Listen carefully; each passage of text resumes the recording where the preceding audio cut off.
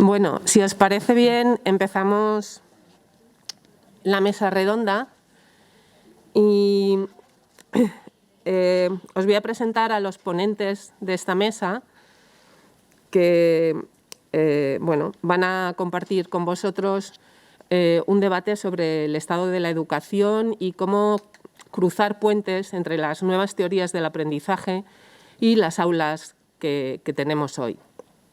A mi izquierda está Judith Acebes, es profesora de educación infantil en un colegio público de Madrid y trabaja, investiga en su tesis doctoral sobre biomedicina en el córtex prefrontal de los alumnos de la etapa de 3 a 6 años.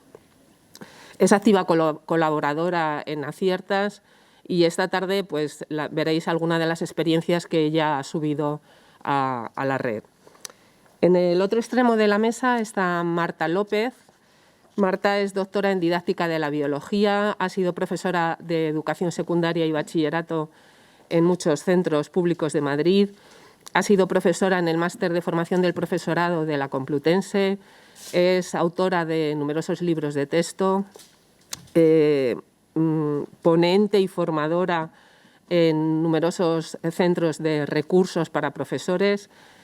Os podría decir que experiencias y metodologías en investigación en biología que ha presentado me han encantado. Y para mí es un placer que hoy comparta esta mesa porque hemos sido compañeras, hacía tiempo que no nos veíamos y es entrañable, te lo agradezco. A mi derecha está Carlos Magro. Antes queríamos ahí delante, que hemos estado calentando motores, que nos dijera en qué trabaja. No nos hemos acabado de enterar, pero bueno, si queréis ahora que lo aclare un poco. Yo sé que es director de la Asociación Educación Abierta, que él ha definido como un grupo de amigos, pero así empiezan muchas de las asociaciones. Trabaja como consultor independiente en educación y yo creo que por lo que he leído en su página web y en otras referencias es uno de los mayores expertos en el debate educativo. Y bueno, yo soy Pilar Calvo, soy desde hace poco catedrática de educación secundaria y bachillerato. Sí que llevo muchos años en la docencia, también soy profesora asociada en la UCM y estoy encantada de estar hoy aquí por diferentes causas, pero sobre todo por retomar la presencialidad de los simposios de Aciertas.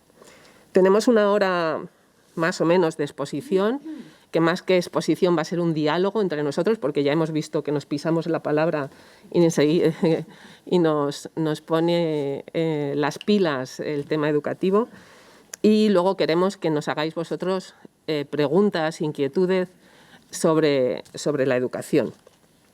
Como la mesa decía, cruzando puentes entre las teorías del aprendizaje y las aulas de hoy, pues yo he pensado que vamos a empezar por el final, por las aulas de hoy.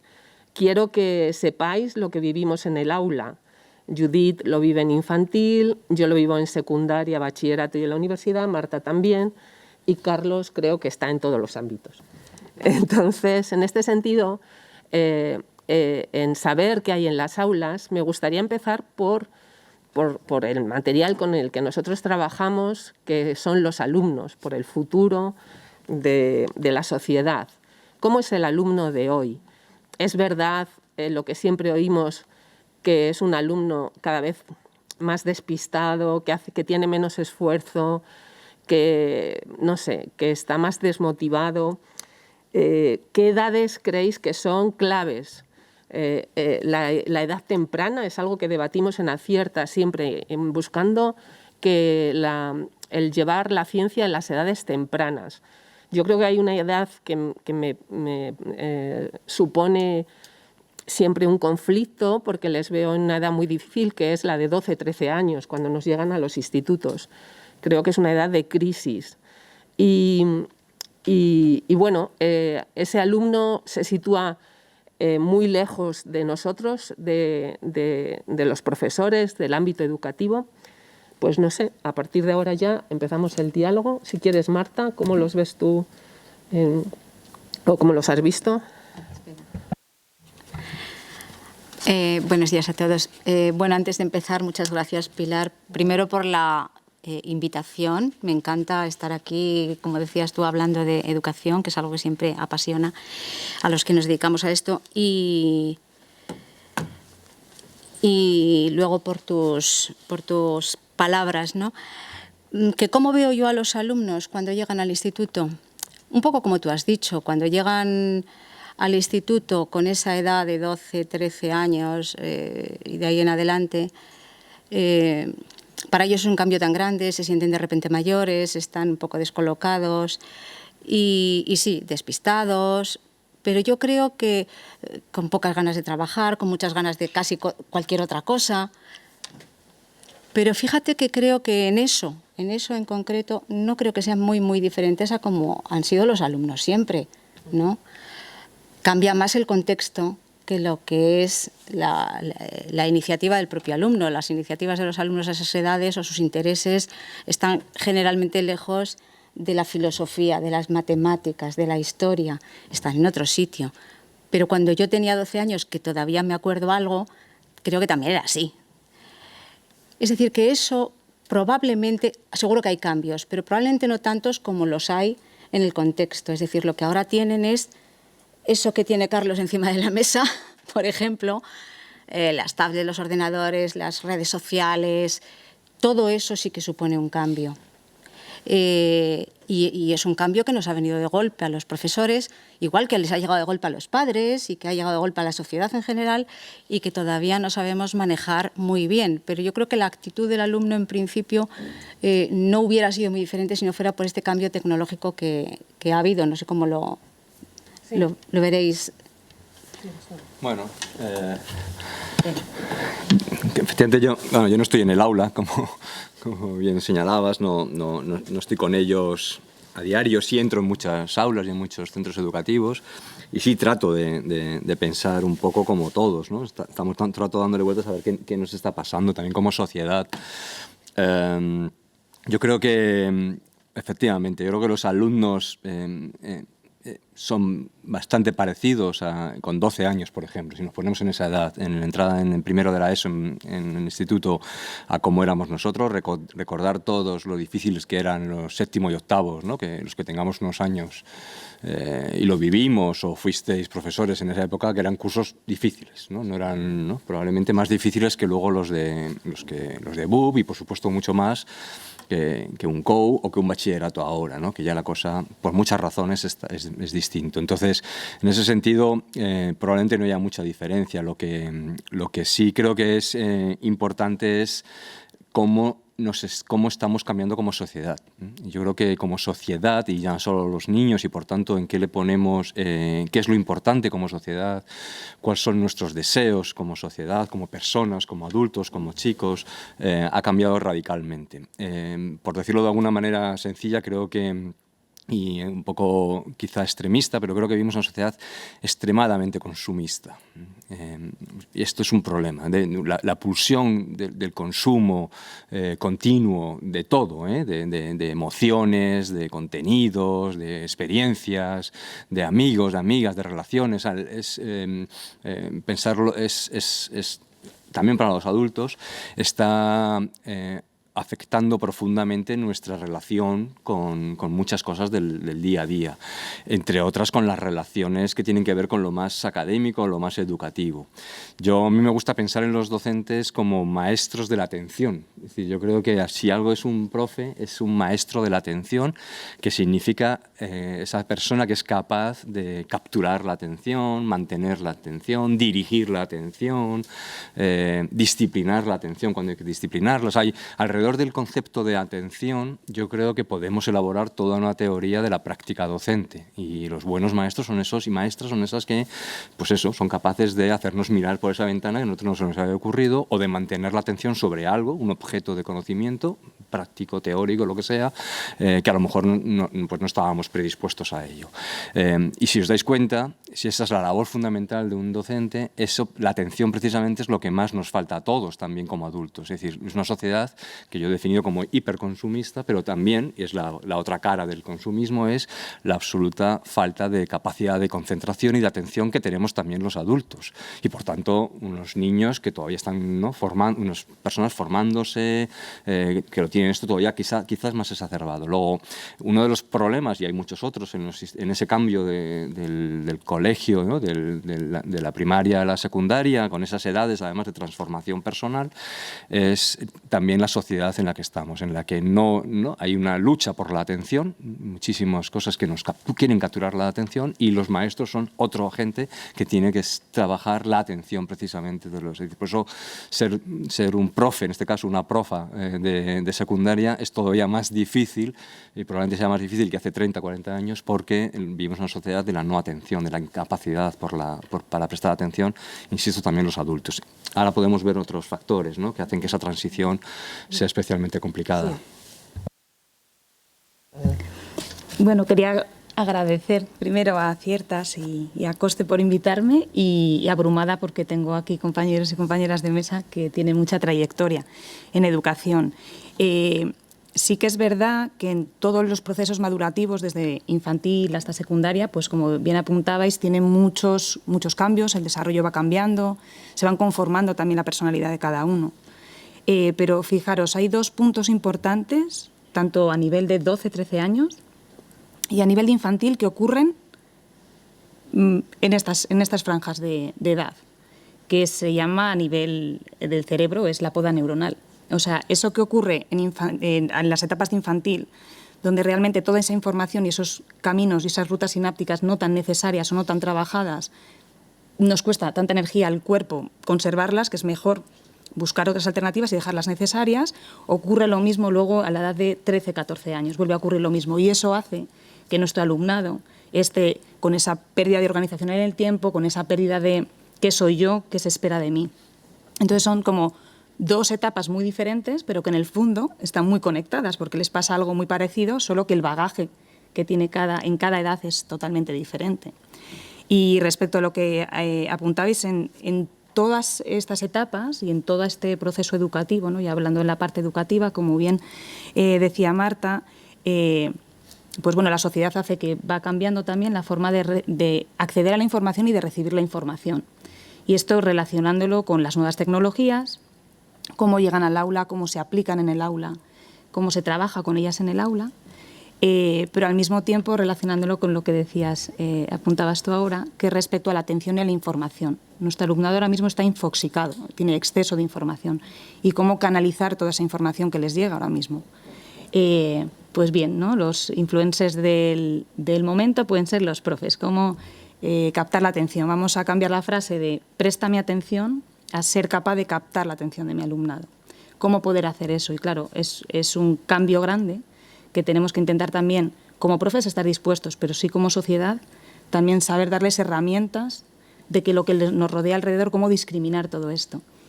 ¿Qué información es la importante, la relevante, la necesaria en este momento? Claro, y esto me lo llevo a mi campo de trabajo, y entonces aterrizan las funciones ejecutivas. Las funciones ejecutivas son unas funciones que necesitamos, que a nivel cognitivo y a nivel social, desarrollarlas para que tenga impacto a nivel social también. Nos hacen decidir, planificar, tomar decisiones, erróneas o no, pero tener la capacidad de tomar esas decisiones.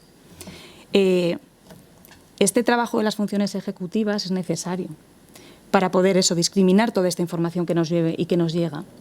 Pero muchas veces pensamos solamente en edades ya donde el alumnado o las personas que están en la sociedad tienen más problemas o llaman más la atención esos problemas, pero en etapas inferiores también ocurre. Entonces, tal vez sería necesario, ¿por qué no tomar una buena base en ese desarrollo de esas funciones ejecutivas desde etapas tempranas, centrarnos en esa parte de funciones ejecutivas desde etapas tempranas y continuarlo para cuando tengamos un alumnado con más edad, sea capaz de ser crítico, ¿no?, que tenga un pensamiento crítico constructivo, o por lo menos darle herramientas para que por lo menos pueda hacerlo. Bueno, entonces parece que está claro que tenemos dos momentos clave, ¿no? Donde atender al alumnado y captar su atención, ¿no? Desde la biología, yo muchas veces con primero de la ESO hago una experiencia que es justo esa, empezar el método científico, la observación, y que sean capaces de fijarse en los detalles de una flor o de un animal y dibujarlo, ¿no? Que es algo que se ha quedado obsoleto, pero que luego les encanta y de esa forma descubren, es que no me había dado cuenta, no lo había visto. Efectivamente, no hay nada más que ver cómo abren el ordenador y con el ratón empiezan a abrir miles de pantallas que a ti no te ha dado tiempo ni a dar al tic, y ellos son capaces de abrir y cerrar a una velocidad de vértigo, pero que están entrenados en esto y no en fijarse en los detalles. Si queremos que ese alumnado consigamos tener su atención, tenemos que captarles por lo que enseñamos.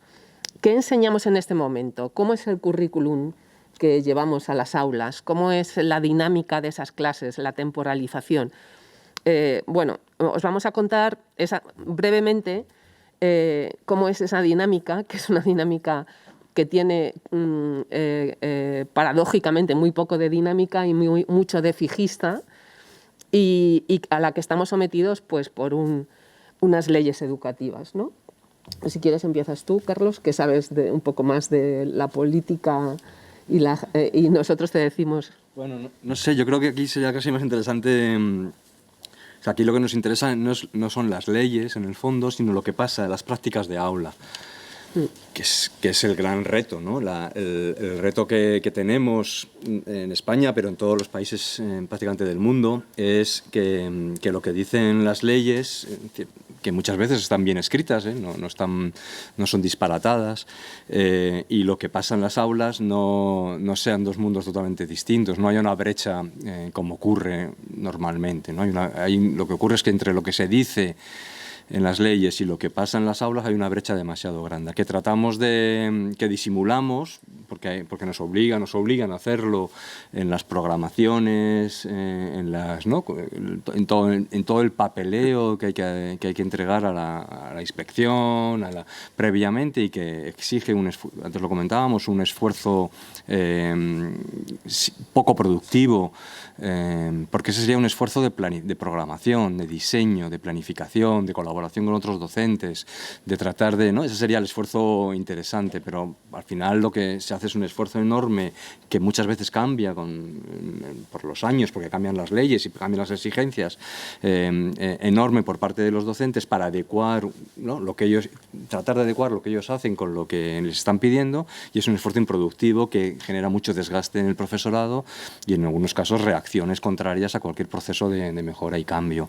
Entonces yo creo que la pregunta que tenemos que hacernos es qué es lo que ocurre en las aulas. Y lo que pasa es que lo que ocurre en las aulas, y es la dificultad de la enseñanza, es muy variado. Es que nos encontramos con prácticas, como vosotros bien sabéis, porque además habéis estado en muchas aulas, pero no solo vosotras, sino con muchos compañeros y compañeras, es que es muy variado. ¿Qué ocurre en un instituto o qué ocurre en un colegio de primaria? Es prácticamente imposible de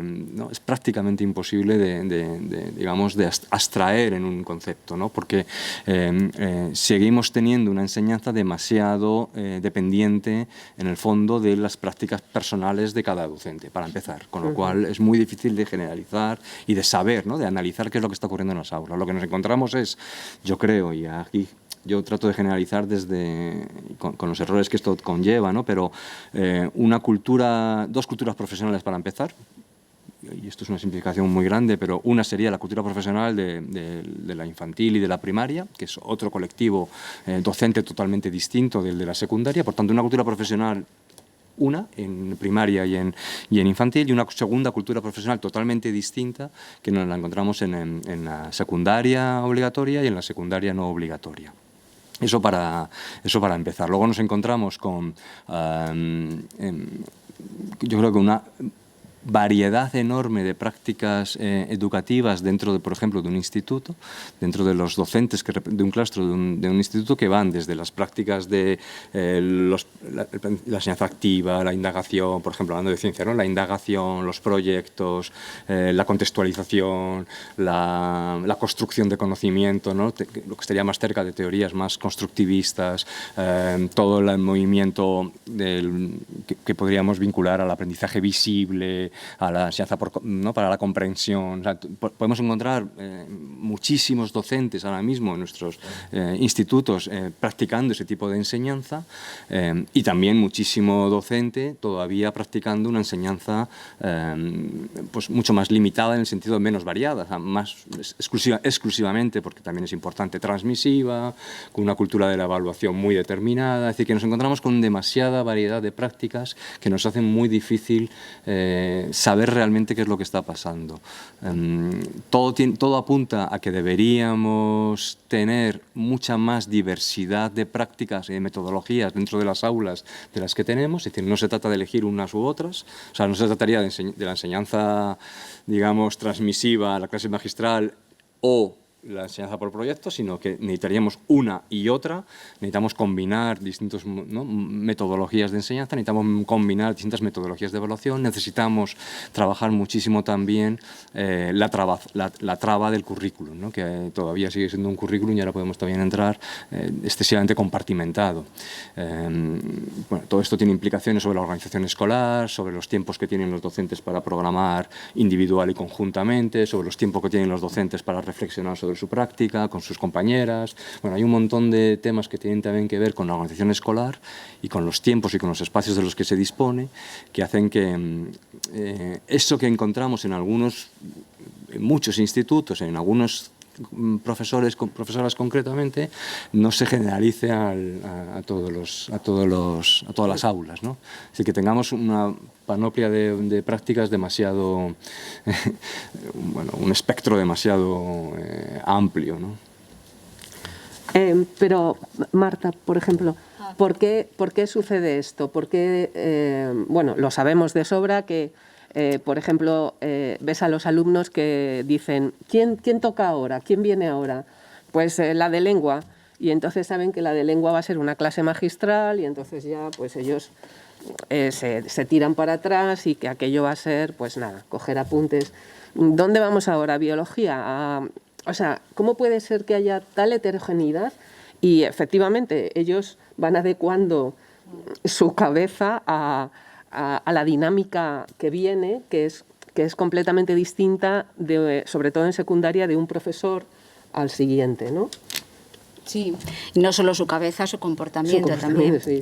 Sí, es cierto. Carlos tiene mucha razón en una cosa que ha dicho, que me gustaría ahondar un poquito más en eso cuando has hablado de la diversidad de la metodología, porque creo que estamos tratando de combinar la realidad de las aulas con la metodología Pero antes de eso a mí me gustaría llamar la atención sobre una cosa. Estamos diciendo que las leyes a veces pues tienen poco que ver con la realidad del aula. A mí eso no me preocupa tanto, precisamente por lo que dice Carlos, y es una realidad. El alumnado es muy heterogéneo, es que no es lo mismo una zona rural de Extremadura que un instituto, una zona industrial de Bilbao, que no tiene nada que ver, el contexto familiar, social, varía mucho. No podemos tener una ley uniforme que pretendamos en la que todos los alumnos encajen. Eso está claro y eso lo podemos aceptar. Lo peor es que la ley no sea coherente consigo misma. Es decir, lo que confunde a los profesores y por lo que muchas veces, aparte de que, como tú dices, el problema es, por llamarlo de alguna manera, no sé si es un problema, pero es poliédrico. Hay muchísimos factores que influyen en que las cosas vayan mejor o peor en un instituto o en la enseñanza en general en España, ¿no?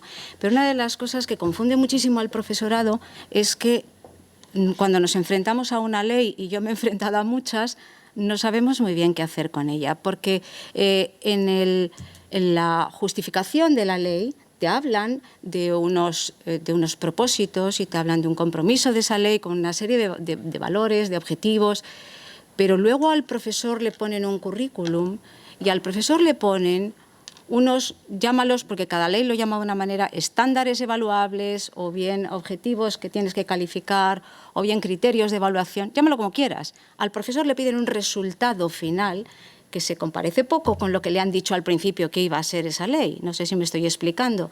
Entonces, la ley tiene unos pretendidos objetivos educativos que luego, cuando el profesor ve qué es lo que le ponen para aplicar en el aula para alcanzar esos objetivos, lo que le piden no está conforme con eso. Y lo vemos muy claro, sobre todo, más a medida que nos acercamos a las últimas etapas, por la sencilla razón de que al final los profesores nos encontramos con una prueba externa, que es la EBAU, ahora, la prueba de selectividad, en la que al final al alumno se le pide que rinda unos conocimientos muy concretos, muy teóricos, que no tienen nada que ver con todo eso que en su día han contado, de que si unas competencias y que si unas... No tiene nada que ver con eso. Al alumno le preguntan el ciclo de Krebs, le preguntan el metabolismo, le preguntan la morfología de no sé...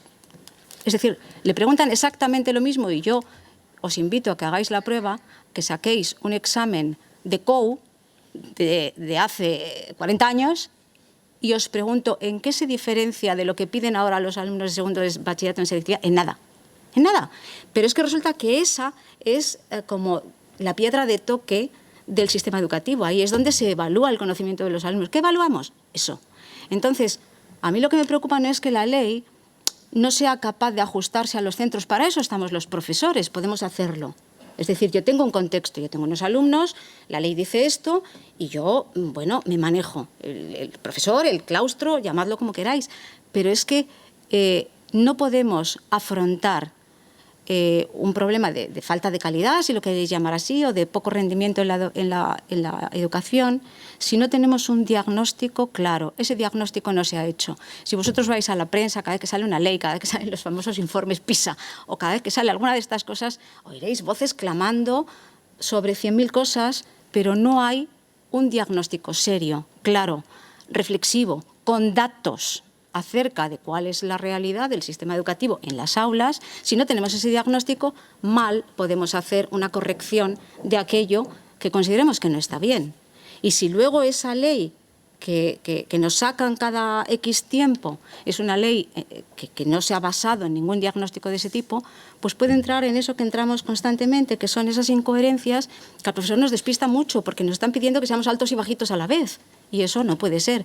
Entonces, viene mucho de ahí, y por eso, al final, lo que acabamos haciendo, y creo que es lo que para mí tiene más sentido, es un poco lo que dice Carlos, somos muy eclécticos, la mayoría de los profesores, y terminamos introduciendo diferentes metodologías. Por eso digo, esa adaptación somos capaces de hacerla los profes. Sí, perfectamente. Introducimos diferentes metodologías dependiendo del tipo de alumnado que tengamos, y de esta manera vamos bandeándonos con lo que las leyes nos mandan, pero ciertamente nos apoyan muy poco, nos orientan muy poco, y al alumnado en general lo dejan un poco de lado.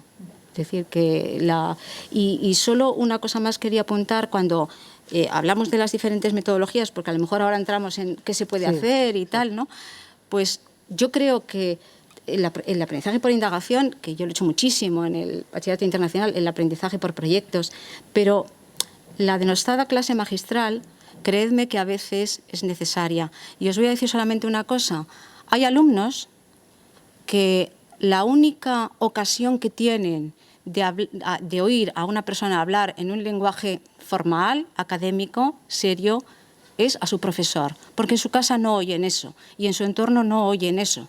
Entonces tampoco está de más que a los alumnos se les eduque un poco el oído en ese lenguaje. Entonces de vez en cuando hay que meter una sesión y también para educar esa atención que decía antes Carlos, de vez en cuando hay que meter alguna sesión. Ahora me vais a escuchar y os voy a explicar tal o cual cosa, ¿no? Aunque luego hagamos esta actividad y luego este proyecto, y eso es lo que los profesores somos capaces de hacer, y la ley debería ayudarnos en vez de ponernos palos en las ruedas, que es lo que, a mi entender, es lo que, el resultado que estamos teniendo, ¿no?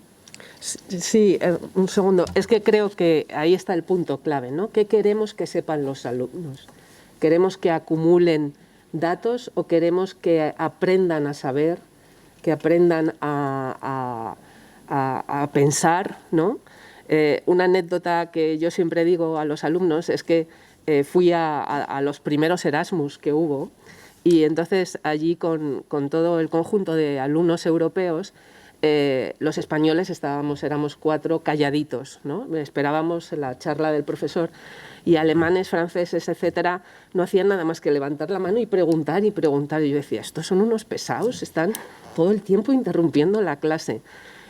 Sin embargo, luego cuando nos poníamos en grupos a trabajar, nosotros teníamos en la cabeza un montón de datos del ciclo de Krebs, y ellos cogían un libro, lo miraban, buscaban, y eran como 2 mundos. Estoy hablando del año 92.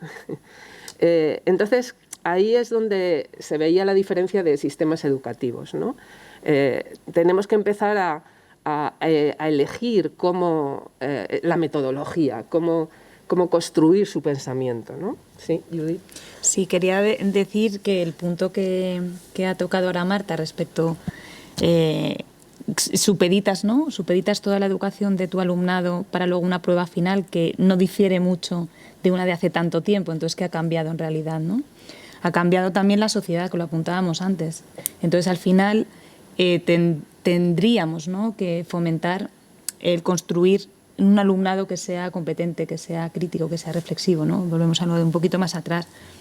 Y sí que es verdad que el currículo, pues, no nos ayuda para nada en esto. Entonces, creo que nuestro papel como profesorado es importante, que estemos ahí para adaptarnos y para generar, pues eso, personas competentes en la sociedad y en el mundo. Y esto enlazándolo con metodologías en las que se invite al alumnado a que sea activo, pero también se nos llena mucho la boca, ¿no?, a los maestros, maestras, profes, profas. Sí, porque quiero que mi alumnado esté en el centro de la educación, quiero promover, quiero hacer, pero con un poquito de sentido. Sí que es verdad que les tenemos que dar herramientas para que esto llegue. No es necesario que el profesorado esté todo el rato disfrazándose, ni todo el rato queriendo ser un superhéroe, superheroína, sino que realmente les tenemos que intentar que a ellos les llegue la necesidad de ser críticos y ser reflexivos, y tener la posibilidad de, como apuntabas ahora, Pilar, que tengan esa necesidad de pensamiento, que a lo mejor un aprendizaje por indagación es que es necesario, un aprendizaje basado en el pensamiento, en que sean capaces de enfrentarse a eso. Pero les pedimos a veces cosas que nosotros a veces no nos paramos a hacer. Si nos paramos ahora todos y todas a pensar un momento qué es pensar, y les pedimos a los demás, a nuestro alumnado, no, vamos a parar un momento a pensar en ese momento. Tampoco estamos diciendo el mensaje muy claro, ¿no? ¿Qué es lo que me quieres decir con pensar? Bueno, hay dentro de todo esto habría muchos puntos a resaltar y muchos puntos para poder debatir, pero sí que es verdad que es necesario, y más ahora en un punto en el que nos encontramos en la parte más, lo voy a relacionar con la parte de ciencias, ¿no?, el poder pensar, repensar, formular hipótesis, valorar si esas hipótesis por dónde van, por dónde me llevan, enfrentarme al error. Es algo muy importante. Nuestro alumnado recibe mucha información, cómo la canalizo, pero muchas veces se frustran muy rápido porque tienen la inmediatez, o sea, es lo inmediato, lo que tengo ya, y tenemos que pararnos un poquito a que eso, dentro de nuestro aula, enriquecer esa parte también. El currículo pesa y pesa mucho, pero hay muchas otras cosas que nuestro alumnado es parte de la sociedad, y eso tampoco podemos perder la perspectiva. Pero al final, estoy diciendo no perdamos la perspectiva, ¿no?, que son parte partícipe de la sociedad, pero al final me voy a la reflexión que decía Marta. Sí, al final voy a llegar y voy a tener que pasar la EBAU, y con eso, ¿no?, es cómo se me va a catalogar en toda mi trayectoria hasta los 18, en realidad. O sea, efectivamente, lo de la EBAU es uno de los grandes, no el único, porque la EBAU es solamente para aquellos, aquellas que continúen en ese camino. Lo que pasa es que también nos hace pensar que seguimos con un sistema educativo que sigue orientando muchísimo hacia lo académico, digamos, abstracto, que sería la continuación bachillerato, EBAU, universidad, ¿no? Eso es un problema que tenemos también en la cultura profesional y social. Y la EBAU es uno de los problemas gordos, porque efectivamente es una prueba que además no le corresponde al sistema educativo, digamos, obligatorio, o sea, no la realizan los centros ni los docentes de secundaria, sino que es una prueba, en principio, organizada por las universidades, porque es de acceso a la universidad, y es una prueba no competencial, cuando todo el sistema, con más y con menos, está orientado desde hace 15, 16 años al desarrollo de competencias y no solo de contenidos, no solo, insisto, o sea que más de contenidos, saber usar esos contenidos, recuperarlos, vincularlos, combinarlos, y ese es uno de los grandes problemas que efectivamente tenemos. La pieza para mí clave, una de las piezas, pero no la única, sería el currículum, pero entendido como una pieza suficientemente flexible, o sea, como un diseño curricular suficientemente abierto, por decirlo de otra manera, para descargar, en el buen sentido de la palabra, la concreción del mismo a las escuelas y a los docentes, que son los que tienen que hacer compaginar unos objetivos grandes como país, quizá, como sistema educativo en el siglo XXI, con los contextos y las situaciones y las realidades de los centros y de las aulas. Eso no está en estos momentos. En estos momentos el currículum, por ejemplo, del 11 era absolutamente prescriptivo, no sé cuántos miles de estándares teníais que estar manejando, es decir, que era un disparate, cuando el preámbulo del 11 era mucho más flower power, ¿no? Sin embargo, los estándares al final eran imposibles, temporal. No sé cómo va a acabar el que estamos diseñando en estos momentos. Necesitamos un currículum que es muy complejo, es una pieza muy compleja del sistema educativo, porque es conservador, porque es el currículum traslada la herencia, ¿no? La herencia cultural que tenemos como sociedad, pero al mismo tiempo tiene que meter saberes emergentes, al mismo tiempo tiene que meter los problemas que nos preocupan ahora mismo, el medio ambiente, ¿no? el racismo, las desigualdades, el feminismo. O sea, hay problemas importantes en nuestra sociedad que tienen que estar, de alguna manera, y que no existían hace 80 años en el currículum.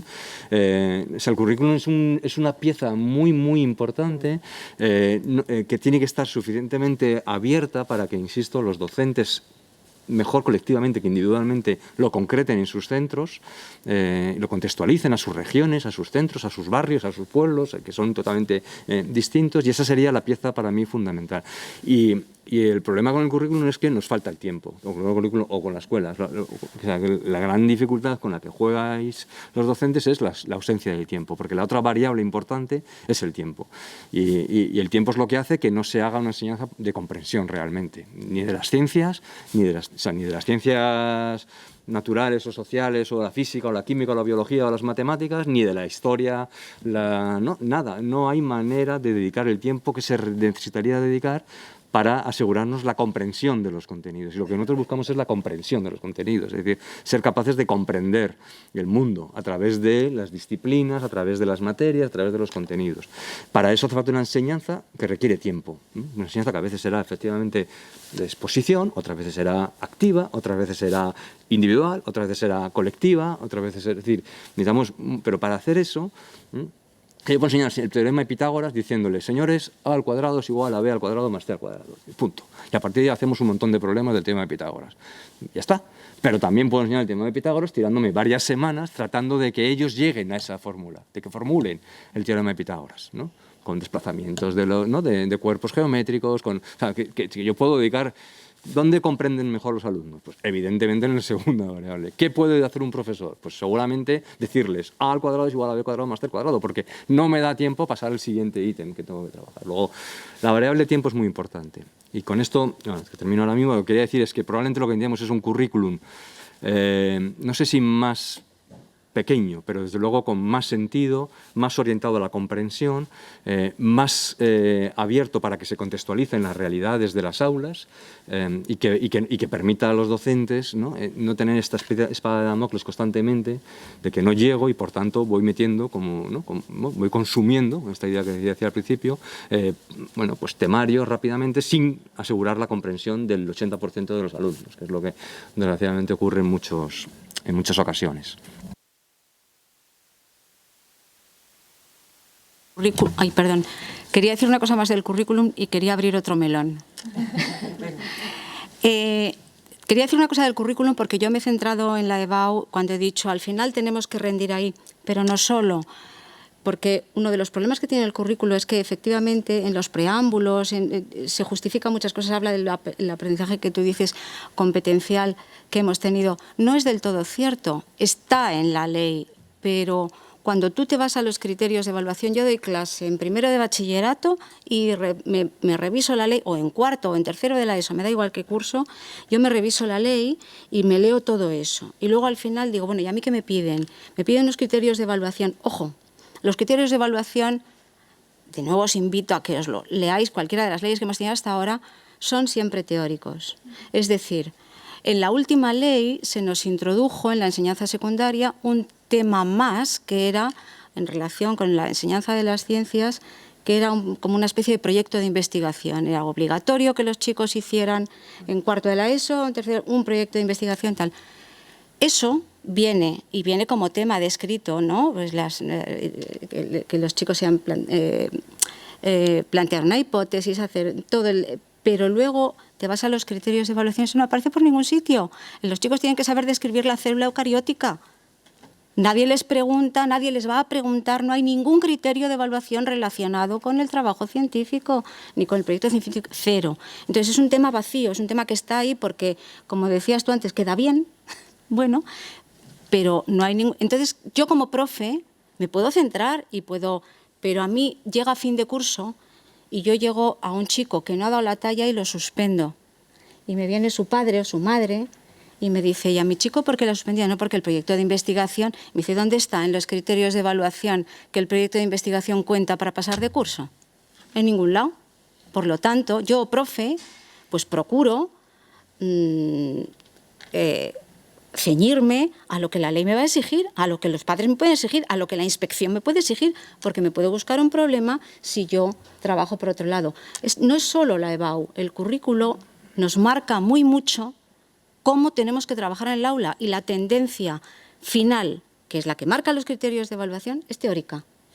Entonces, todas las metodologías que utilizamos en clase y que nos apoyan mucho, al final no van a suponer, en la evaluación de los chicos, no van a tener un peso concreto.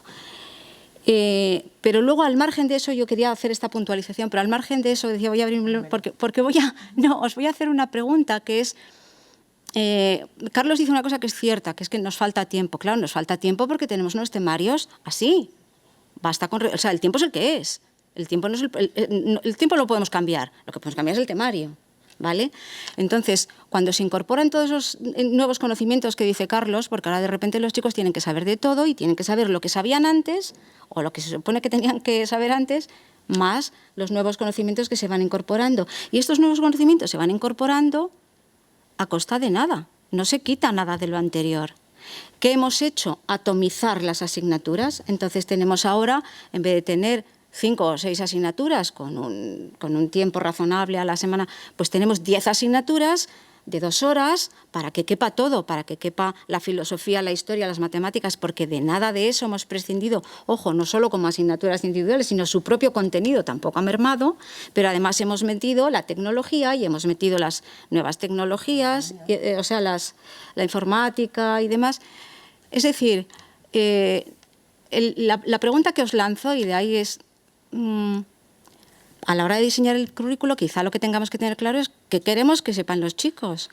Y cuando sale una de esas leyes en las que empiezan, es que quitan la filosofía, es que ya no hay humanidades, o es que no sé qué, yo creo que todos hemos observado a nuestro alrededor, cuando oímos esos comentarios, que cada uno tiene una opinión distinta de qué es lo que tienen que aprender los chicos. Porque el filósofo va a pensar que todas las horas de filosofía son imprescindibles.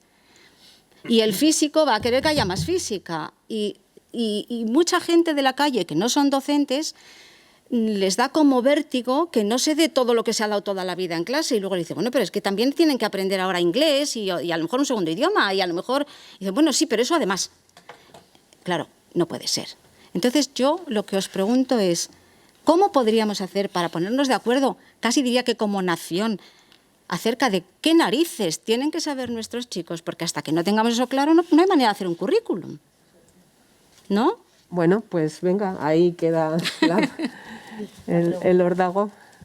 Bueno, creo que Carlos a todo esto seguro que además es más reflexivo y tiene mucho más bagaje en todo esto. Sí, es cierto el reflexionar nosotros como docentes, pero también que tengamos voz de poder trasladar esto, ¿no? ¿Qué es lo que necesito que mi alumnado sepa? ¿Qué es lo que necesito para que mi alumnado sea competente? Vamos a hablar de las competencias, de esas habilidades que esperamos en nuestro alumnado. ¿Por dónde recortar? Es que, claro, si nos pusiéramos a recortar, por recortar, también habría que reestructurar. Eso no puede ser. Claro, Ay, no es solo, no es solo recortar, es reestructurar también el sistema. Sería necesario reestructurarlo si nos vamos a sectorizarlo tanto. O también, a lo mejor no es necesario, como apuntaba yo ahora, que el recortar, sino reestructurarlo, y a lo mejor no es necesario compartimentar tanto. El conocimiento a veces no es necesario compartimentarlo tanto, y sin querer el sistema ha venido muy compartimentado. Entonces, a lo mejor sería necesario poder engranar estas nuevas metodologías, que llamamos nuevas, pero que en realidad luego a lo mejor hablamos de nuevas, a lo mejor no tienen tanto, pero el poder engranar de alguna manera que esa reorganización quepan dentro, den facilidad para que estas metodologías también estén dentro de aula. Y entonces cuadraría más sin necesidad de tener que recortar, por saber qué es lo prescindible y cuál es lo imprescindible, ¿no? Bueno, Carlos. No sé, yo creo que, bueno, hay que distinguir la secundaria obligatoria del bachillerato. Yo haría la primera, desgraciadamente, hasta cuarto de la ESO yo creo que hay más margen para, y ahí la preocupación sería que no se nos queden muchos atrás, que es el gran problema que tenemos. El gran problema que tenemos es que de una manera o de otra seguimos, ¿no?, expulsando del sistema un porcentaje muy alto, abandono temprano altísimo, repetición muy alta. Bueno, hay muchos, ¿no?, no continuidad, desenganche en general con el placer del aprender, porque también tenemos, insisto, una cultura de la enseñanza todavía como sociedad, muy abstracta, teórica, academicista, que prioriza lo teórico sobre lo práctico, cuando son dos mundos absolutamente vinculados. Bueno, ahí hay un tema, esto es lo que yo creo que tendríamos que preocuparnos mucho hasta cuarto de la ESO. Yo creo que la pieza, insisto, fundamental es el currículum, pero es una pieza, un problema de estos weak, que dicen los anglosajones, un problema, bueno, aquí no me atrevo a decir la palabra, pero complejo, difícil, que tiene muy mala solución. No tiene muy mala solución porque necesitamos muchas cosas al mismo tiempo sobre el currículum. No es fácil de resolver. Por eso yo casi, con todo, creo que necesitaremos currículums menos prescriptivos desde arriba y más flexibles para que los docentes que son los profesionales, colegiadamente y en el contexto en el que estén, sean capaces de tomar decisiones sobre qué es lo realmente relevante. Y incorporando a esa flexibilidad sobre el diseño curricular en los centros, creo que habría que hacer mucha insistencia. Yo soy mucho de los para qué y los qué, que son muy importantes los fines, pero creo que aquí también necesitaríamos una gran renovación pedagógica en el sentido metodológico, porque con unas metodologías y unas maneras de trabajar distintas, es decir, unos agrupamientos diferentes, no de los alumnos, sino de los profesores, y unas metodologías diferentes, creo que podemos llegar bastante más lejos en cubrir los objetivos fundamentales del currículum que si seguimos por la trayectoria un poco en la que hemos estado y estamos, que es la de balcanización un poco de los centros, es decir, o la atomización o como queramos llamarla. Yo creo que el problema muchas veces del aprendizaje es que no se comprende. Insisto, es que lo que pasa es que no se comprenden las cosas. Uno se puede tirar 4 años de la secundaria y no ha comprendido las grandes, ¿no?, ni las leyes de la física, ni las leyes de la biología, ni las leyes ni sabe pensar como un filósofo, ni sabe hablar como, ¿no? Entonces, ¿cómo abordamos ese problema? Si eso es lo que queremos, yo creo que probablemente tengamos que abordarlo de una manera mucho más multidisciplinar, integral. Estos ejercicios que se están haciéndose, que nos están imponiendo también un poco, se están imponiendo de los ámbitos, pueden ser escenarios interesantes para explorar, porque yo puedo perfectamente estudiar biología al mismo tiempo que la física, que la matemática y que el arte, ¿no?, en el periodo del Renacimiento, en el periodo de la Ilustración. Por ejemplo, la Ilustración, ¿no? La Ilustración, eclosión de la biología y de las ciencias naturales en toda Europa, también en España. Históricamente es un periodo fascinante. Los matemáticos se ponen a medir, ¿no?, si la Tierra es un melón o es una sandía. Es decir, o sea, es un momento verdaderamente apasionante, en el que la frontera entre lo que llamaríamos humanidades y ciencias son muy finas, y por tanto, si yo en secundaria cojo alguno de esos grandes temas y lo trabajo entre varios profesores durante un tiempo, pues puedo lograr comprensión real sobre fenómenos naturales y sociales importantes. Ahora, me he tenido que dejar, pues a lo mejor, mucha análisis gramatical, mucha chacachá de matemáticas, varios temas de biología, y de historia, pues a lo mejor me he centrado en el siglo XVIII y ya está. Sí, pero... ¿Puedo hacer eso? ¿Puedo hacer eso? Pues esa es la pregunta. O sea, ¿como docente puedo hacer eso? ¿Como centro educativo puedo hacer eso? Bueno, pues por eso digo yo que lo importante es un currículum con mucha más flexibilidad en la concreción y autonomía, por tanto, para los centros y a los docentes. Decisiones colectivas, no individuales, esto yo creo que es importante, decisiones colectivas, que son las que son capaces de soportar la presión de la inspección, la presión de las familias, desde mi punto de vista, y andar ese camino, que no sé ni dónde nos llevará, ni tampoco el esfuerzo que supone, pero el otro camino es el de la fragmentación, cada vez más cosas, atomización, no hay tiempo para nada, solo unos poquitos y poquitas son capaces de comprender las cosas porque tienen otros capitales, para empezar, culturales en sus casas, y seguimos con esta rueda que es un poco, ¿no? Un círculo vicioso, ¿no? No, creo que no es tan difícil reestructurar el currículum. Sabemos que hay temas y conceptos que se repiten todos los años, el de la célula eucariota o el de los autótrofos, que ellos repiten una definición que no saben ni lo que... no han desentrañado, no han interiorizado ese concepto. Entonces ahí estaría el gran punto para tener tiempo y para donde debemos ir al futuro, que es a aplicar otras metodologías de trabajo en el aula, ¿no? Tenía un dato aquí, que lo leí en El País de ayer, que el 29% de los alumnos en España han suspendido un curso con 15 años. Eso nos supone de 1.800 a 1.500 millones de euros. Sí, sí. Que son unos 1.000 millones de euros más que la media de gasto en la Unión Europea. Entonces, bueno, a mí me pone un poco los pelos de punta y voy hacia el futuro ya. Si la evaluación por competencias, que parece que se plantea en la LOMLOE, pues uno de los puntos clave es también ahorrar ese dinero, porque evidentemente es un gasto tremebundo. Yo espero que no, y creo que efectivamente. El otro punto que quería tratar es la evaluación por competencias.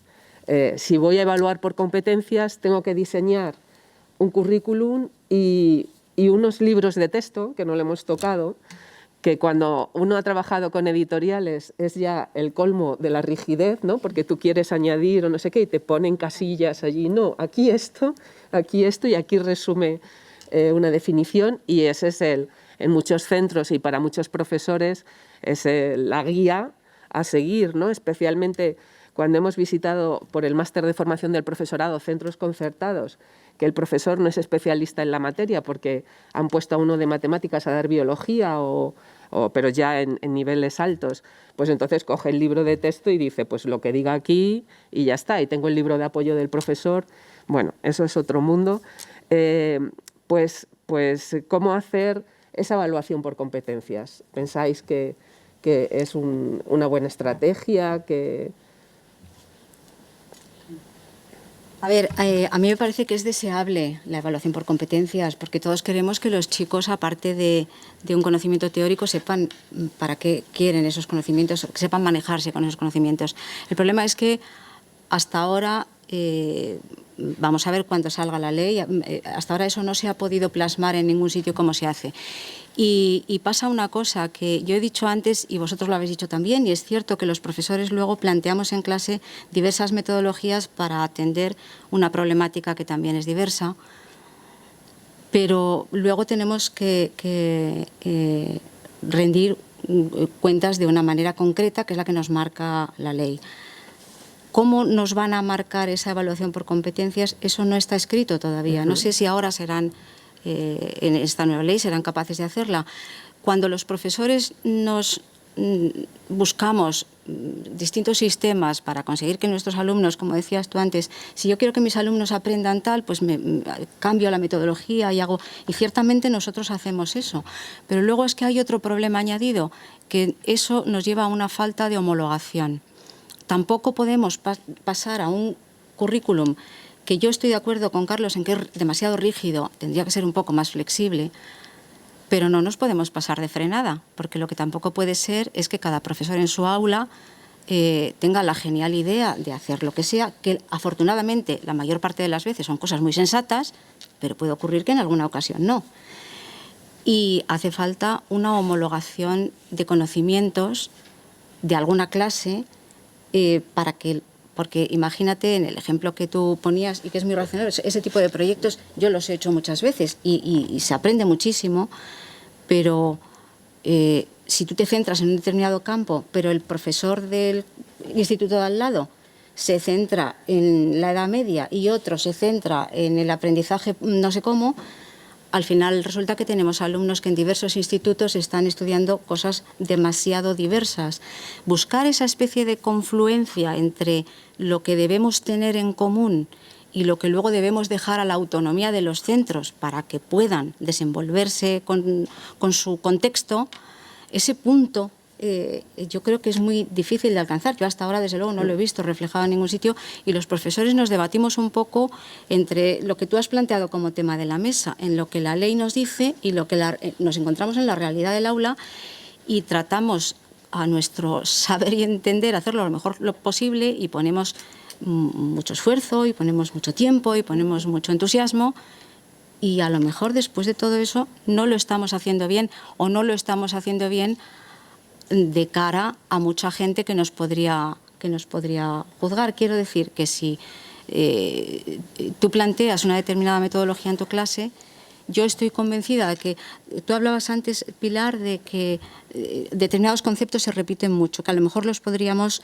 reducir, reestructurar, cambiar.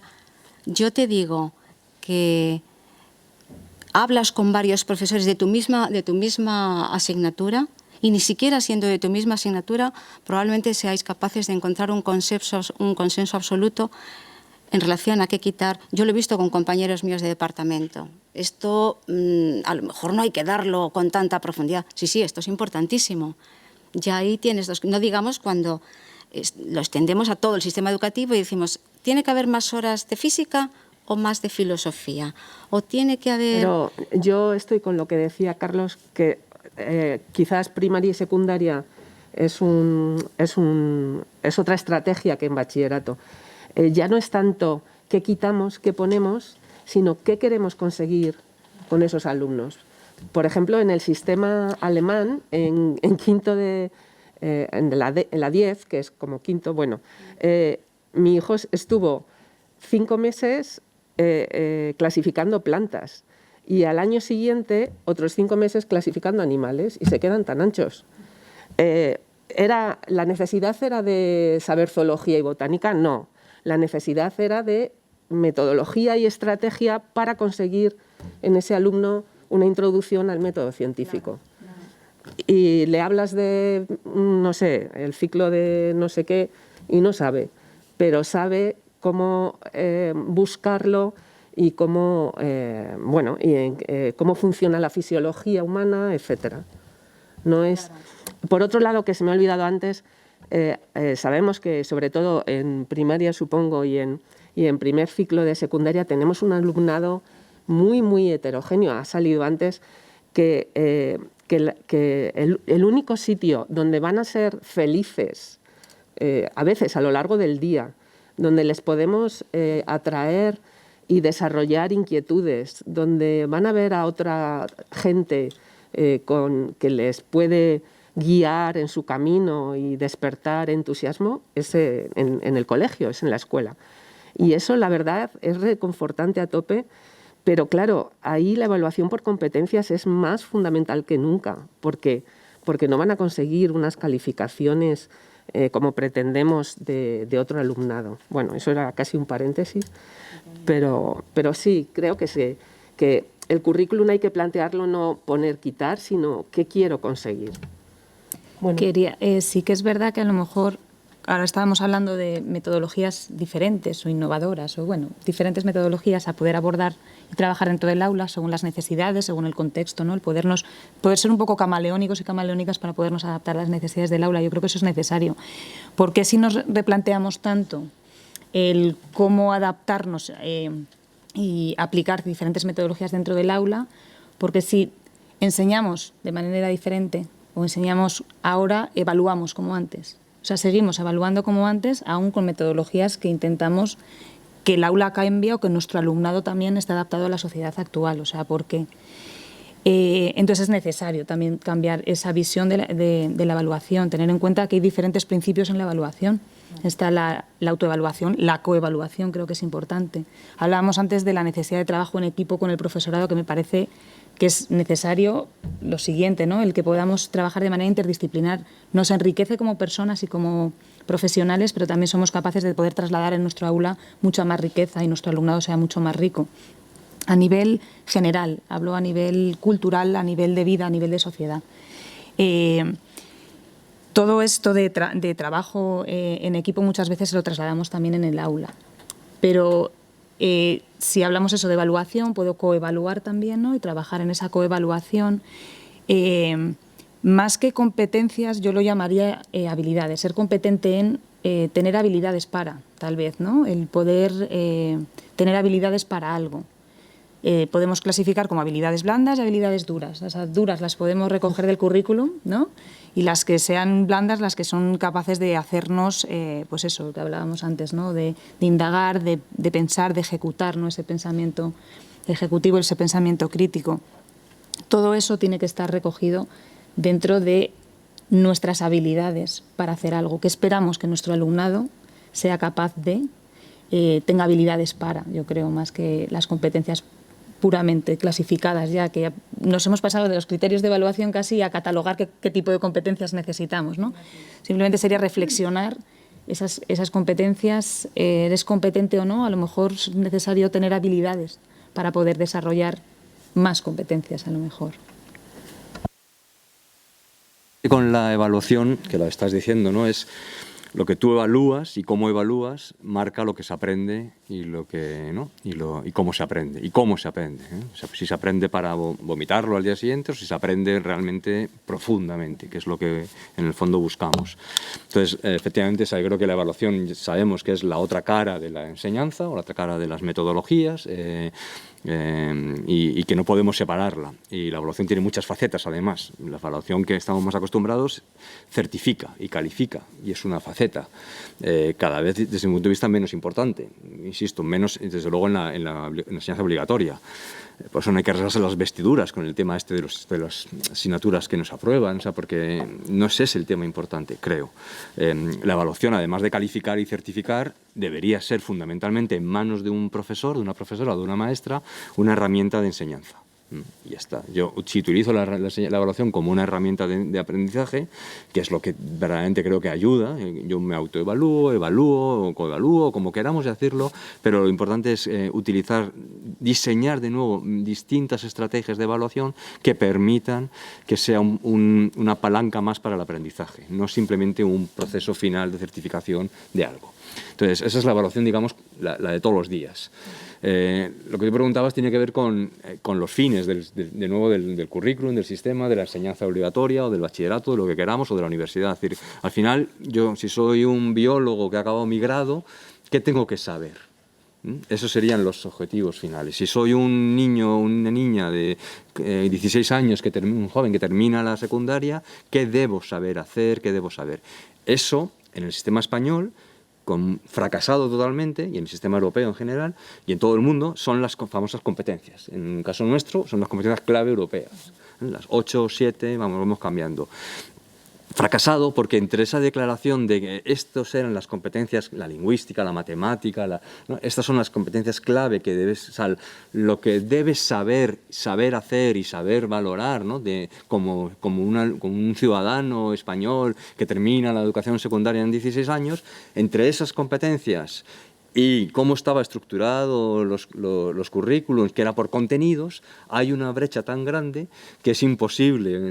Bueno, hacíais las sábanas estas enormes de Excel para tratar de ver cómo, con mis cositas pequeñitas en mi asignatura, más la de algún profe más, llegábamos a la competencia matemática, por ejemplo. Y era una cosa que dices, bueno, pues nada, me lo creeré, que haciendo estas cositas llego a que sean competentes matemáticas. Entonces, esa es la gran ruptura. Entonces, entiendo que evaluar por competencias ahora lo que quieren decir es, vamos a intentar poner el foco de la estructura del currículum, de las metodologías, de la organización escolar, para asegurarnos que estamos desarrollando las grandes fines que queremos darle a la educación, ¿no?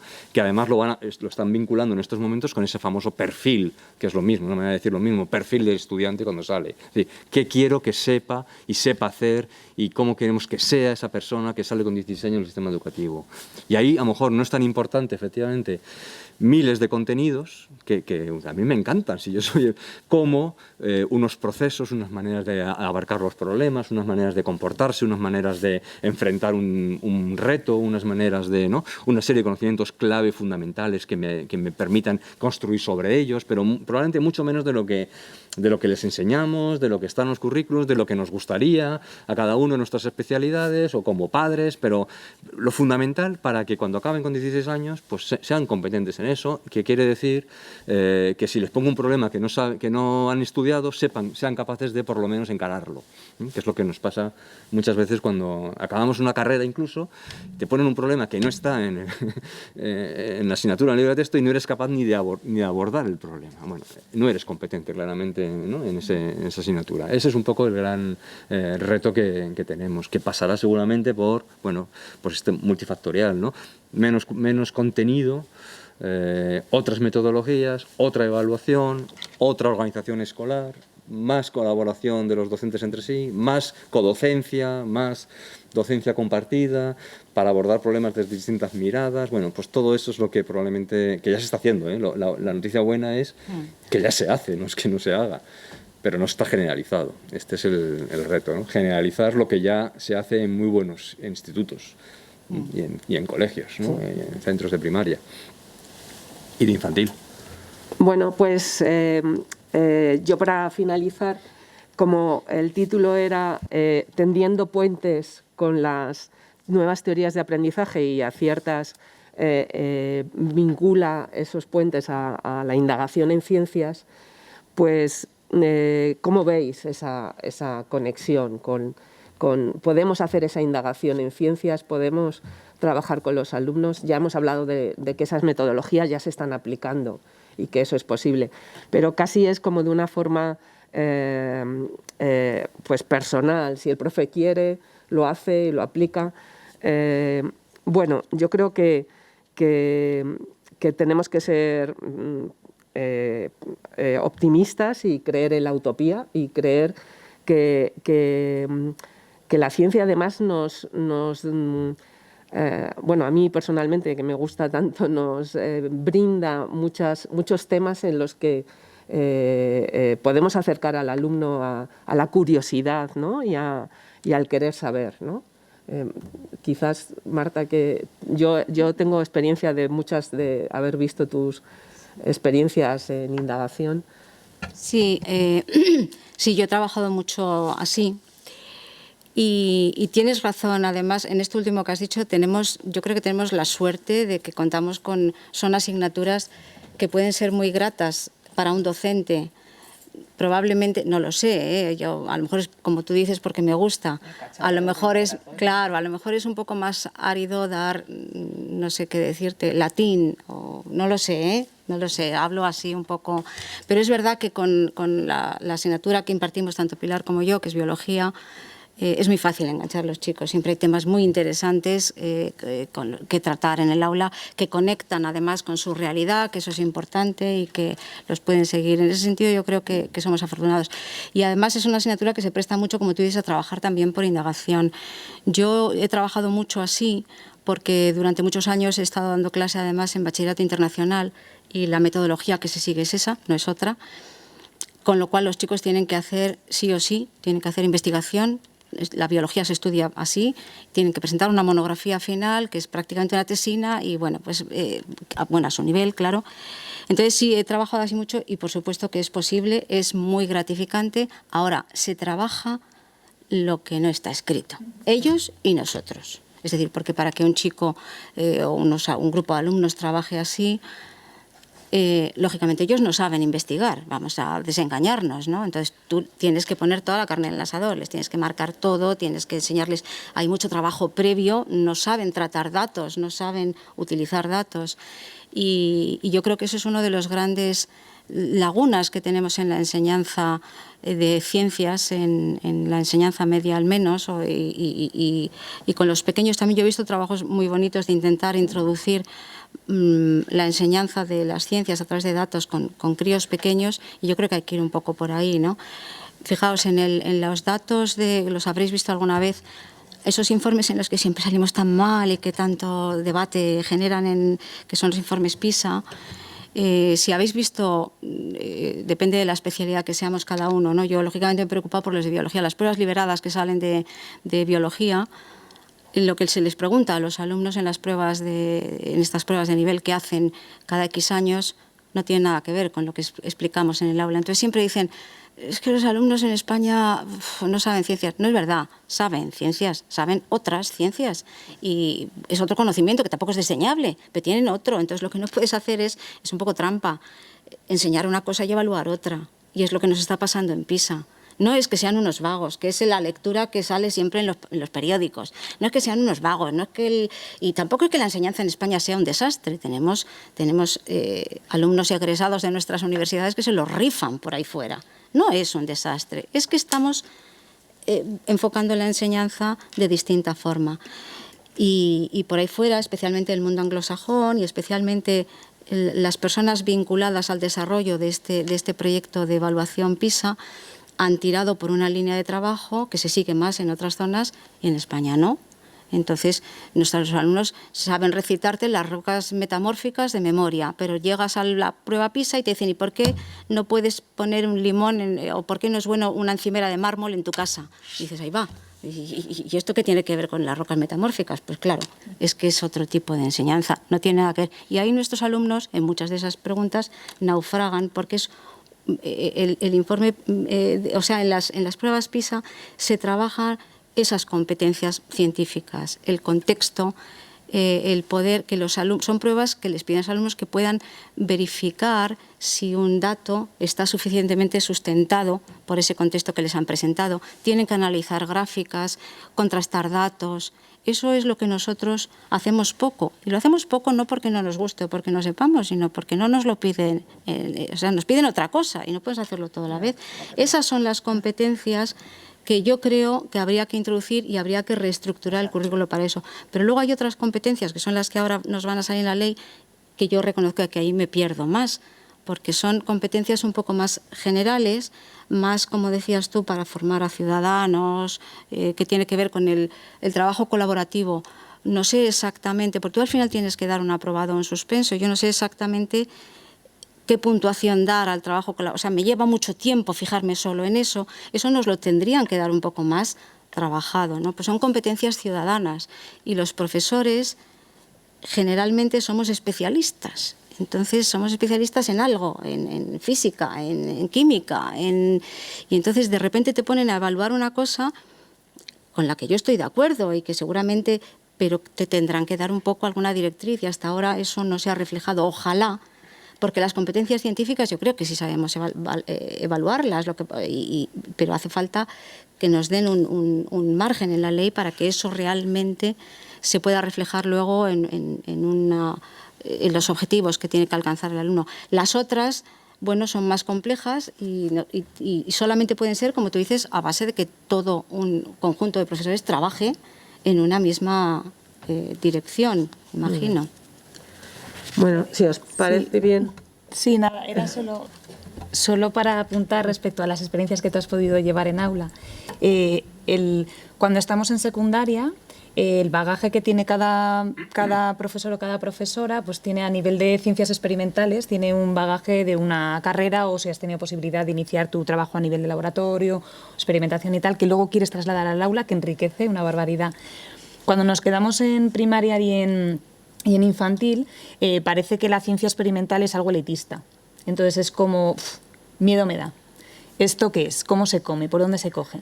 Entonces yo creo que parte del trabajo del profesorado de primaria y de infantil también está el abrirse a este tipo de ciencias, el darles la oportunidad a acercar este tipo de ciencias al aula, y que no solamente es muy mágico, ¿no? Es todo muy mágico, pero detrás hay todo ese pensamiento que tú decías, ese pensamiento por indagación y de experimentación, que se necesita, ese pensamiento científico que se necesita para que cuando tú te enfrentes a una situación concreta sepas no traer solo la teoría, sino poder salvar todas esas situaciones y ver diferentes planteamientos y soluciones posibles. Hay un programa en la Comunidad de Madrid que es el PEA, que es un programa de enriquecimiento para alumnado con altas capacidades. Ahí se trabaja por ámbitos. También voy a recoger un poco lo que decía antes Carlos, la posibilidad de trabajar por ámbitos entre profesionales. Nos enriquecen a nosotros, al alumnado también. Yo soy profesora en ese programa y, claro, yo llevo la parte científico-tecnológica y es muy gratificante porque todo el alumnado está con muchas ganas y tiene mucha avidez por este ámbito. Lo digo a colación que comentabas tú antes, Marta, de decir, bueno, claro, yo sé esto, pero luego me van a poner latín, pues a lo mejor a mí no me apasiona tanto. Claro. Pues una parte del programa engrana que el profesorado, además de dar tu ámbito, coprogramas con otra persona experta en otro ámbito. Entonces, al final, acabas forzando a aprender otro ámbito. Entonces, yo tengo otro ámbito, que es el de las habilidades sociales tan necesarias, y la parte de científico-tecnológico. Necesito engranar todo esto. Me apasiona la ciencia, me apasiona el que mi alumnado quiera venir a mi parte, a mi ámbito, porque cacharrean en el laboratorio y es increíble, claro. Pero también yo necesito forzarme un poquito a que hay otros ámbitos importantes necesarios. Y, por supuesto, es necesario que la ciencia tenga cabida en las aulas y en etapas de primaria y de infantil, y que existe. Y no solamente la ciencia vista como eso, algo elitista, sino algo que es palpable y que se puede aterrizar, y que también hay otros tipos de ciencias. En las humanidades también existe ese pensamiento científico y también tiene que visibilizarse también. Bueno, pues muy bien, porque nos estamos comiendo el tiempo de debate. Pero venga, ya estamos dispuestos a si queréis preguntar a cualquiera de los contertulios. Perla. Muchas gracias, Belén. Muchísimas gracias a los cuatro. He aprendido muchísimo escuchando con mucha atención y creo que todo es fantástico y ojalá se pueda llevar a cabo las modificaciones. Creo que hay un problema. Bueno, antes os voy a poner en contexto. Yo soy profesora de Teleco, de la Politécnica, soy catedrática ahí, y llevo 40 años dando clases al top de los alumnos que llegan. Y el primer año es un choque tremendo siempre. Desde hace 40 años, e incluso hoy, que doy a los ingenieros biomédicos, que llegan con 13 y pico de entrada, y están completamente descolocados el primer año. ¿Y eso qué significa? Que no saben pensar. ¿Por qué? Han seguido una trayectoria direccionada durante todo el tiempo. Y son la élite de España. Quiero decir que son los mejores, y estoy de acuerdo, y ahora en la segunda parte, con lo que habéis dicho. A pesar de eso, el primer año, el fracaso y el choque, y sobre todo su desmotivación es terrible. Lo superan rápido, ¿eh? Lo superan rápido porque son gente de altas capacidades y el segundo semestre suben todos como la espuma. Está clarísimo. Pero lo que no saben es pensar, no saben resolver nada que no le hayan direccionado interiormente. Y ahí está el fallo.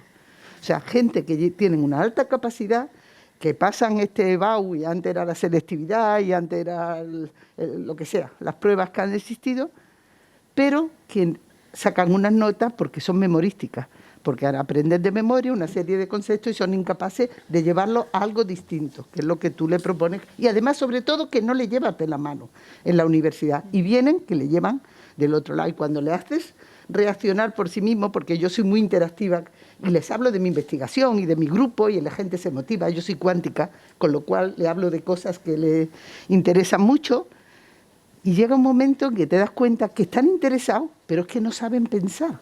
Pero rápidamente estos, como son muy buenos, se adaptan. Y yo me pongo en el lugar de los que no son tan buenos. Y por supuesto le cuesta muchísimo. Yo no he tenido esa experiencia porque siempre he tratado con los mejores de España. Pero ¿qué pasa en las otras carreras? Las que entran con un 5, con un 6, no tienen eso. Les cuesta muchísimo y de ahí vienen los fracasos. No solo en la docencia primaria y secundaria, sino en las universidades, porque les cuesta muchísimo. Entonces, relacionado con lo otro, y estoy de acuerdo con todo lo que decís, es que creo que lo habéis planteado perfectamente. Hay que hacer una remodelación total del sistema de estudio. Es que no puede ser, y me da igual que le llamen competencia o como le llamen, a mí eso me da igual. También han intentado en las universidades hacer la competencia y todo el mundo falla. ¿Quién pone la prueba de BAU? Los profesores de la universidad, y lo ponen con la metodología que se sigue en la universidad, está claro, siempre va a haber ese fracaso. Todo eso hay que cambiarlo, pero hay que cambiar porque hay que enseñar a pensar a los alumnos. Y estoy de acuerdo con el sistema europeo, con lo que tú has contado, Pilar, y con lo que pasa en los países nórdicos y en otros países donde la gente, los chicos, saben pensar y saben reaccionar, no una cosa concreta, pero para eso hay que modificar la formación de los profesores desde primaria, los profesores lo primero.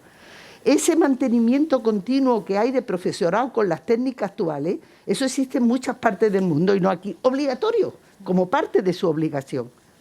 Y en España no existe. Entonces, ese es el poder que podéis hacer todos vosotros de vuestro centro, intentar que esos chicos que lleguen en el futuro, no solo por los que van a la universidad, los que van a la sociedad, que tengan esa facilidad de entender, por supuesto, a través del programa Cierta de ciencia. Eso está clarísimo, que tenemos que potenciar eso. Pero en general todo, hay que enseñarles a pensar. Esa es mi opinión. Perdona si me he alargado. Sí, yo he leído estos días una frase que resume lo que tú dices, que creo que además está en tu blog, que la educación tiene que ir de la certeza a la incertidumbre. O sea, nosotros estamos enseñando continuamente conceptos, esto es así, esto se aprende así, aquí empleas esto. Y yo muchas veces les digo, pues esto no me acuerdo, no me sale ahora este ejercicio, mañana lo tenemos que investigar. Y se quedan sorprendidos, ¿cómo que no lo sabes? Pues no pasa nada. Podemos tener, y de hecho vivimos cada vez más una sociedad con incertidumbre y esto en la calle ocurre, pero en clase hay que enseñarles que hay que tener la habilidad de buscar dónde está eso, pero sin ningún problema. No sé, Carlos. Sí. La capacidad, es lo que hemos estado, creo, otro rato diciendo, ¿no? No se trata de saber mucho, sino de comprender y saber pensar sobre las cosas, ¿no? Efectivamente, yo creo que ese es el gran objetivo, ¿no? La capacidad de pensar. ¿Desde dónde se desarrolla eso? Pues desde cualquiera de los ámbitos de conocimiento, desde cualquiera de ellos, y desde cualquier edad. La enseñanza por indagación, que hay excelentes ejercicios en infantil, ¿no? Excelentes, que son fundamentales, porque es donde vas empezando a poner las bases de la construcción de un pensamiento que piensa, que razona, que cuestiona las cosas. Cuando luego nos pedimos a nosotros mismos que seamos críticos, que no nos traguemos las bolas que nos meten, que problematicemos las cosas.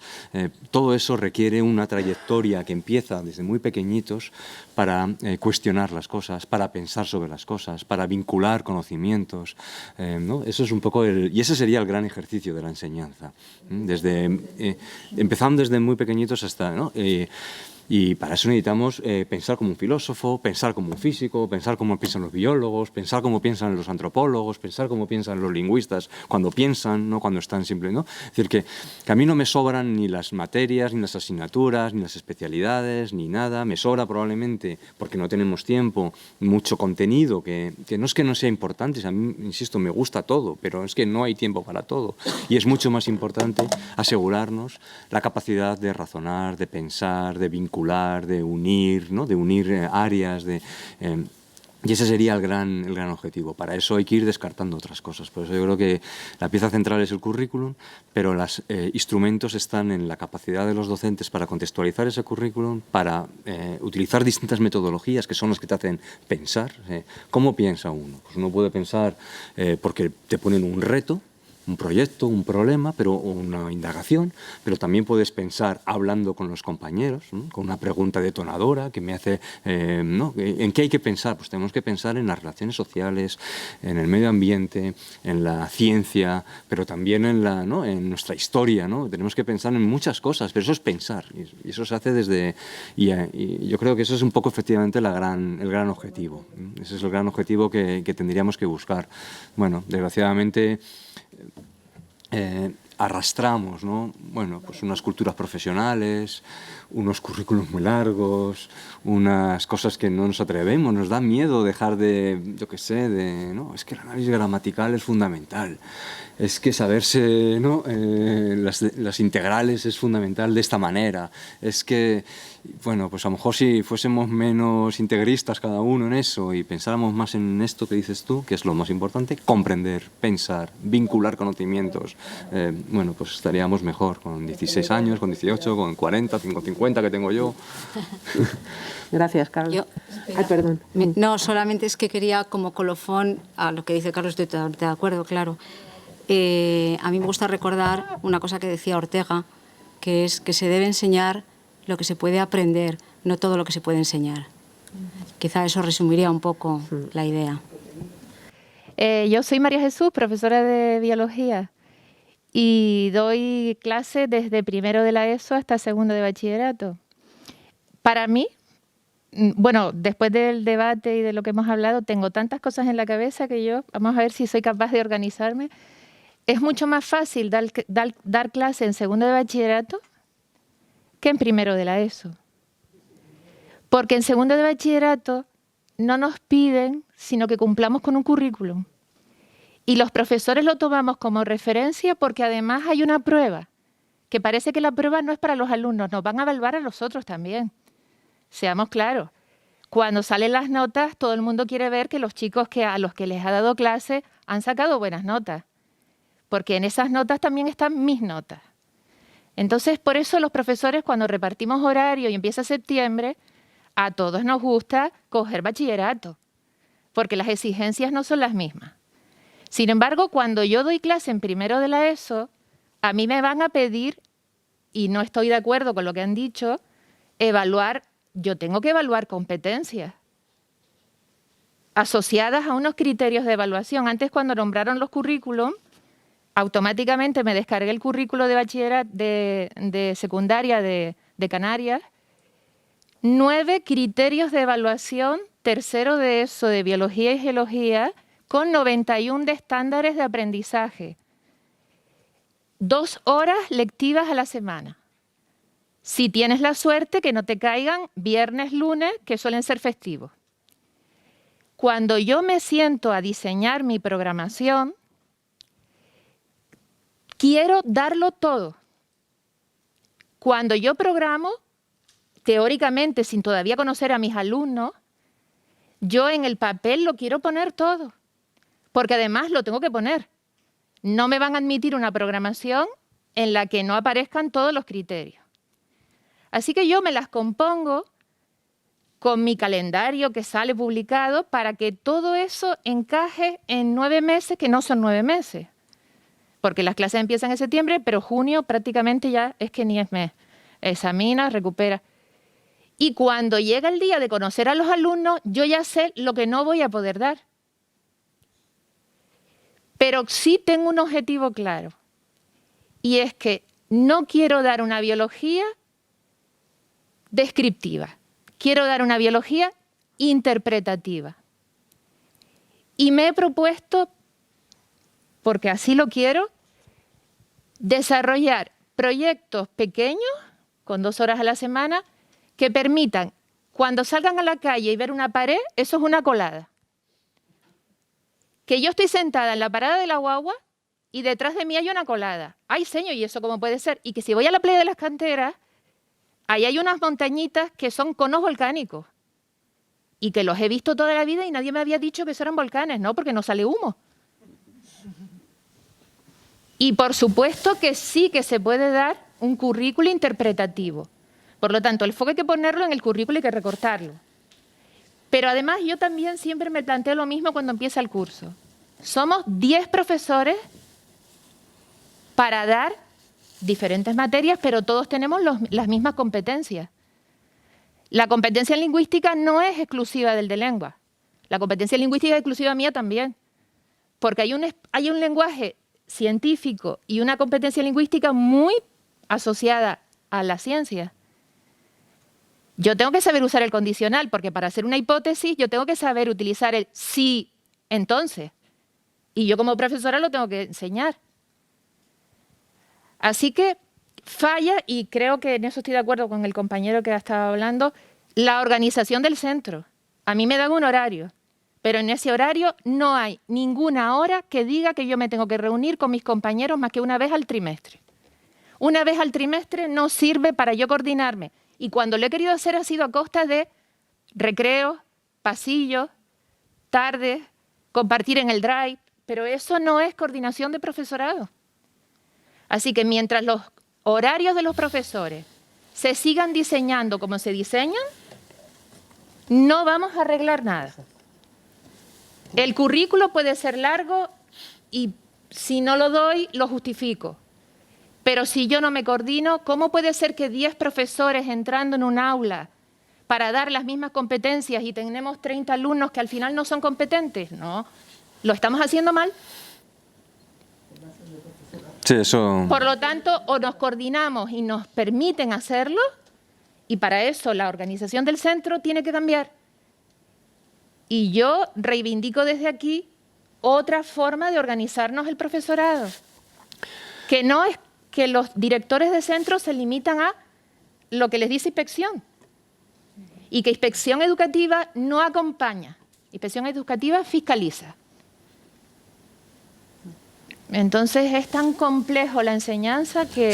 Sí, tienes toda la razón. Creo que... No puedo más que seguir y seguir. No, pero dos cosas, ¿no? Has dicho muchas cosas, muchas que son muchas verdades, ¿no? Pero la primera es, tú contextualizas tu... O sea, la ficción de la programación en julio o en septiembre es una ficción, ¿eh?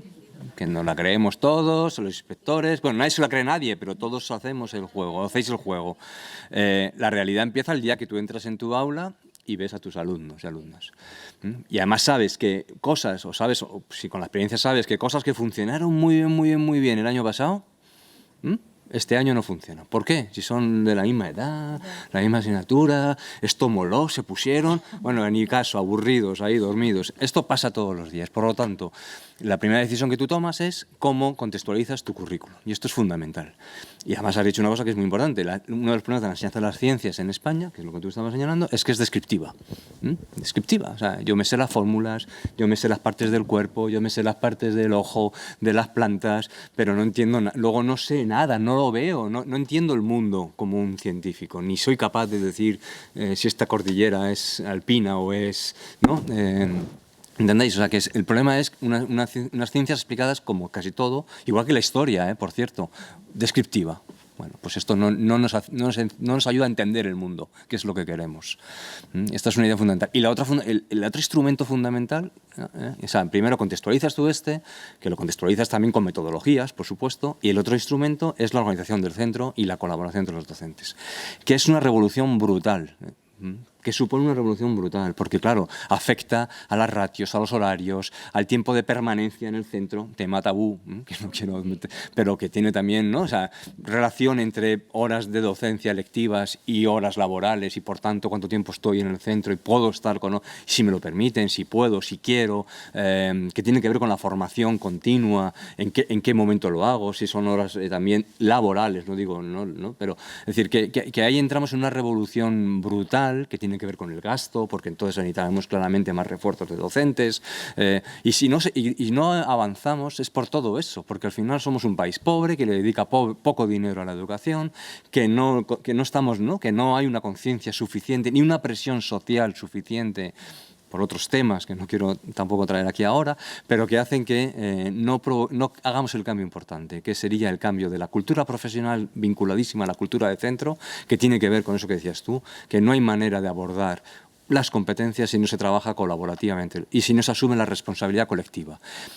El fracaso de un estudiante no es el fracaso de ese estudiante porque suspenda matemáticas y física, sino que es el fracaso de todos los docentes que tienen que ver con ese estudiante, al menos, si no quiero decir incluso de todo el claustro de ese centro educativo. Hasta que no asumamos una responsabilidad colectiva, por un lado, pero también, ¿no?, os den las condiciones para poder, ¿no?, pues, programar juntos, entrar juntos en las aulas, formaros durante la formación en centro, ¿no?, sobre proyectos, ¿no?, sobre proyectos de centro, sobre propuestas de un departamento. O sea, ahí hay un montón de cosas, pero es decir, organización de centro, contextualización de los currículums, ¿no?, y por supuesto diversidad de metodologías son tres piezas claves sobre un currículum que te permite, y una estructura que te permite hacer todo eso, claro.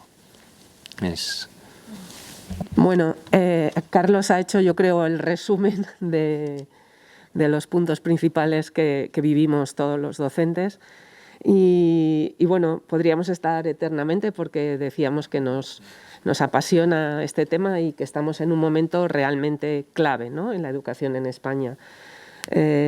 Os agradezco mucho la participación.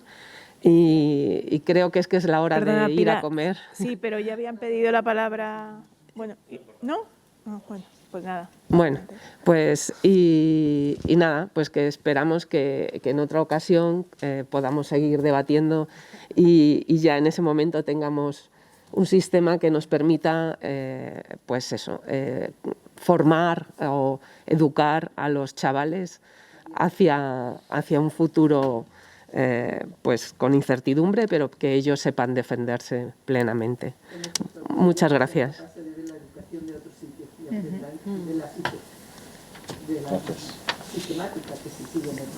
Sí, eso es.